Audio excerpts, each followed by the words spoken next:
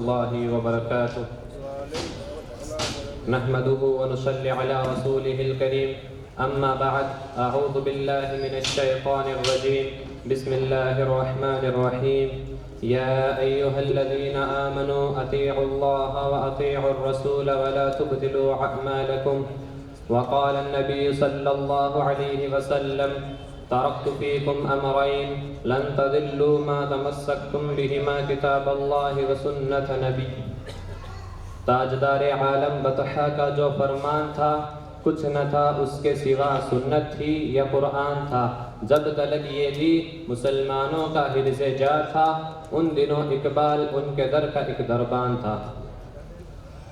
صدر مجلس، حکم صاحبان اور اسٹیج پر جلوہ فروز علماء کرام اور میرے دینی بھائیوں، آج کے اس سالانہ پروگرام میں میرا موضوع خطابت ہے اتباع سنت. محترم سامعین کرام، اللہ رب العالمین کا بہت بڑا احسان یہ بھی ہے کہ اس نے ہمیں راہ سعادت پر چلنے کی توفیق بخشی ہے اور ساتھ ہی ساتھ ہمیں راہ سعادت پر چلنے کا اصول و ضابطہ بھی بتلا دیا ہے.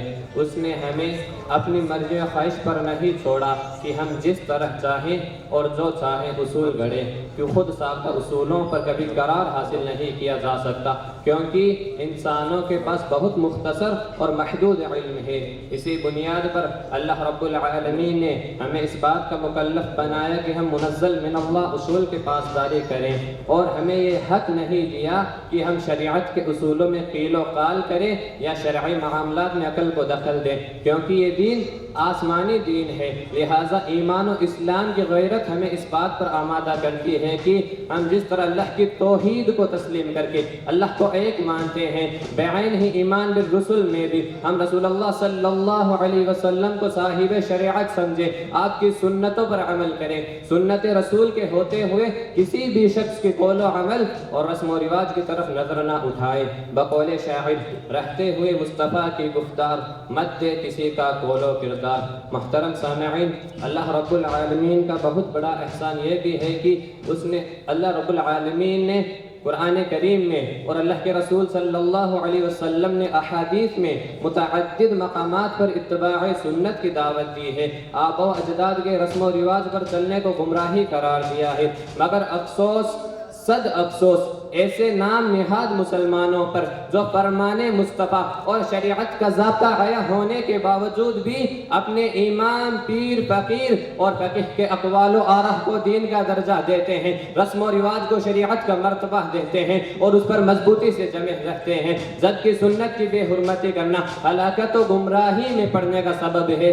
رسول اللہ صلی اللہ علیہ وسلم کی مجلس میں ایک شخص اپنے دائیں ہاتھ سے کھانا کھا رہا تھا تو آپ صلی اللہ علیہ وسلم نے اس سے کہا کہ دائیں ہاتھ سے کھاؤ. اس نے تکبراً یہ کہہ دیا کہ میں دائیں ہاتھ سے کھانے کی استطاعت نہیں رکھتا. تو آپ صلی اللہ علیہ وسلم نے اس سے کہا تو کبھی اس کی طاقت نہیں رکھ سکتا.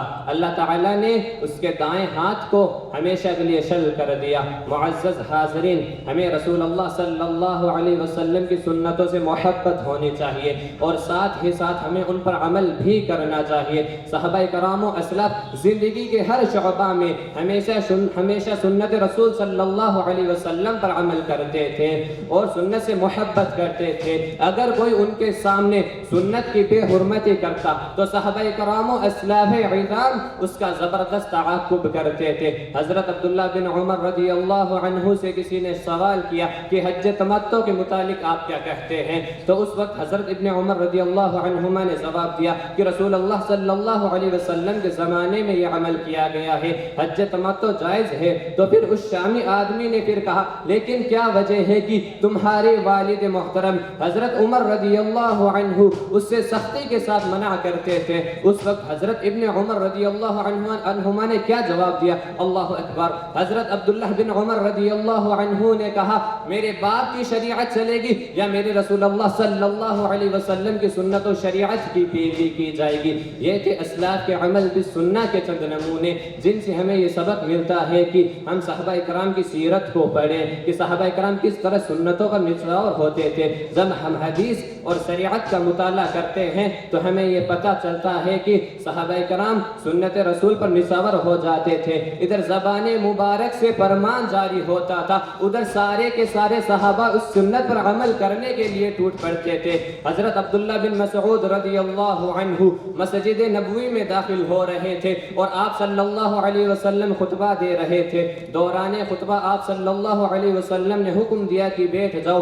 اتنا سننا تھا کہ حضرت عبداللہ بن مسعود رضی اللہ عنہ مسجد نبوی کے دروازے کی چوکٹ پر ہی تھے اور فوراً اسی جگہ بیٹھ گئے.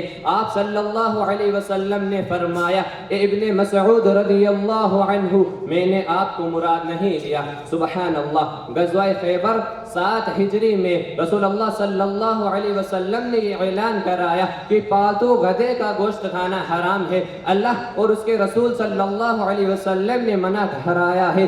اتنا سننا تھا کہ وہ صحابہ کرام جو گدھے کے گوشت کو اپنی ہانڈیوں میں پکا رہے تھے, سبوں نے اپنی ہانڈیوں سے فوراً گوشت کو پھینک دیا. کسی صحابی نے یہ نہیں کہا ذرا تھوڑا سا چکھ لیتے ہیں, کیونکہ پکانے میں بڑی محنت و مشقت لگی ہے, مال خرچ ہوا ہے.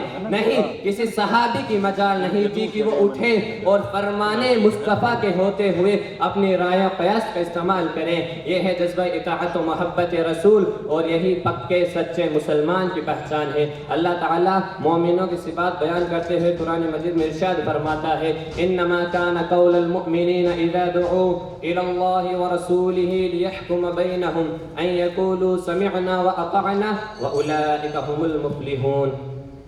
لہٰذا ہمیں رسول اللہ صلی اللہ علیہ وسلم کی غایت درجہ تعظیم کرنی چاہیے. اپنی آواز کو رسول اللہ کی آواز سے پست رکھنا چاہیے. سنت رسول سے منہ نہیں موڑنا چاہیے, کیونکہ سنت کی مخالفت پر ہلاکت و بربادی کی وعید سنائی گئی ہے اور سنت پر عمل کرنے والے کو جنت کی بشارت دی گئی ہے. معلوم ہوا لہٰذا ہم تمام مسلمانوں کو سنت رسول کو لازم پکڑنا چاہیے. سچ کہا ہے سالک بستوی نے, مسلک سنت پہ اے سالک چلا جا بے دھڑک, جنت الفردوس کو سیدھی گئی ہے یہ سڑک. محترم سامعین کرام, خلاصہ کلام یہ ہے کہ ہم اللہ رب العالمین نے ہمیں ایک ذات حیات عطا فرمایا ہے, لہٰذا ہمیں رب ذوالجلال کے اصول کا پابند بننا چاہیے اور سنت رسول صلی اللہ علیہ وسلم شہرہ پر گامزن رہنا چاہیے. شہرہ پر گامزن رہنا چاہیے. سنت کی مخالفت سے گریز کرنا چاہیے, کیونکہ سنت کی مخالفت پر ہلاکت و بربادی کی وعید سنائی گئی ہے.